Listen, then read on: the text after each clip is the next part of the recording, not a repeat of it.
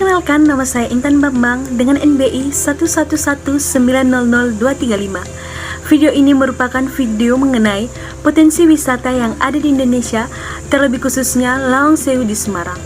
Nah, video ini merupakan tugas UTS dari mata kuliah Pendidikan Patriotisme dari jurusan Administrasi Publik, Fakultas Ilmu Sosial dan Politik dari Universitas 17 Agustus 1945 Surabaya dengan dosen pengempu Edi Wahyudi SH MSI. Lawang Sewu dibangun pada masa pemerintahan kolonial Belanda dari 27 Februari 1904 sampai 1 Juli 1907. Bangunan ini didirikan untuk kantor pusat perusahaan kereta api swasta dan sebagai bukti awal sejarah perkembangan perkereta apian di Indonesia. Gedung Lawang Sewu dibangun secara bertahap di atas lahan seluas 18.232 meter kubik. Bangunannya dirancang oleh Profesor Jacob F. Kilhammer dan B.J. Oundang, arsitek dari Amsterdam, dengan ciri bangunan berupa elemen lengkung dan sederhana. Bangunan ini didesain menyerupai huruf L serta memiliki jumlah jendela dan pintu yang banyak sebagai sistem sirkulasi udara. Karena jumlah pintunya yang banyak, maka masyarakat menamainya dengan Lawang Sewu yang berarti 1000 pintu. Urutan pembangunan bangunan yang pertama didirikan adalah Rumah Penjaga, Gedung D, dan Percetakan, Gedung C, yang digunakan sebagai bangunan direksi.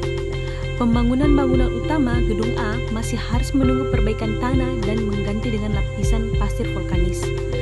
Pada tanggal 1 Juli 1907, Gedung A, Gedung C, Gedung D, dan Gedung G selesai dibangun. Pada tahun 1916, Gedung B dibangun dengan menggunakan konstruksi beton bertulang dan selesai pada 1918. Pada masa Perang Kemerdekaan, Lawang Sewu memiliki catatan sejarah tersendiri, yaitu ketika berlangsung peristiwa pertempuran 5 hari di Semarang, tanggal 14 Oktober sampai 19 Oktober 1945. Gedung ini diperebutkan antara AMKA, Angkatan Muda Kereta Api, dengan tentara Jepang sebelum tentara sekutu datang.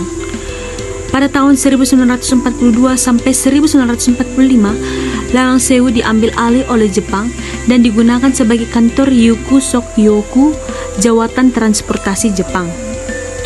Tahun 1945, Lawang Sewu menjadi kantor Dekari, Jawatan Kereta Api Republik Indonesia. Tahun 1946, Lawang Sewu dipergunakan sebagai markas tentara Belanda sehingga kegiatan perkantoran Dekari pindah ke bekas De Zoetermaatschappijen. Setelah pengakuan kedaulatan Republik Indonesia tahun 1949, digunakan Kodam 6 Diponegoro, dan pada tahun 1994, Lawang Sewu diserahkan kembali ke kereta api melalui Perusahaan Umum Kereta Api Perumka yang kemudian statusnya berubah menjadi PT Kereta Api Indonesia atau biasa disebut Persero. Saat ini Gedung Lawang Sewu dimanfaatkan sebagai museum yang menyajikan beragam koleksi dari masa ke masa perkereta-apian di Indonesia. Koleksi yang dipamerkan antara lain koleksi Akmar, mesin Edmondson, mesin hitung, mesin tik, replika lokomotif uap, surat berharga, dan lain-lain.